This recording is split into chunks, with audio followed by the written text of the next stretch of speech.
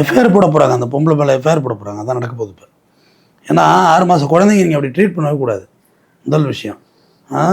எனக்கு இவங்க அதை வச்சு ப்ரொமோஷன் பண்ணுறது இல்லாமல் ஏற்கனவே தனியார் பள்ளிக்கு பெரிய காம்படிஷன் இங்கே நடந்துக்கிட்டு இருக்குது.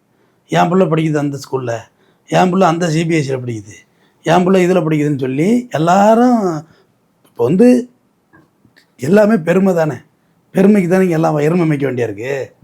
பிள்ளை எங்கே படிக்கிறான்? அந்த பெரிய ஸ்கூலில் படிக்கிறான், அது ஒரு கெத்து. பிள்ளைய பார்த்தீங்களா? என் பையன் பாருங்கள், ஏ ஃபார் ஆப்பிள் அப்படின்னு போய் அந்த பிள்ளை ஆரஞ்சு பழத்தை தூக்குது. அது நன்கு கற்பிக்கப்பட்ட கல்வியா அல்லது புரிந்து கொள்ளப்பட்ட கல்வியா?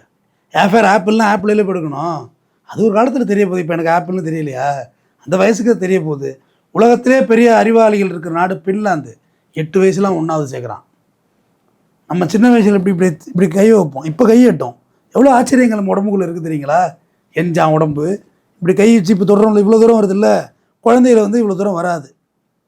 காதை தொட்டால் தான் உங்களை 1வது சேர்ப்பாங்க. நான் அப்படி தான் சேர்க்கப்பட்டேன். அது ஒரு மூளையோட வளர்ச்சி, ஒரு சயின்ஸ் அது.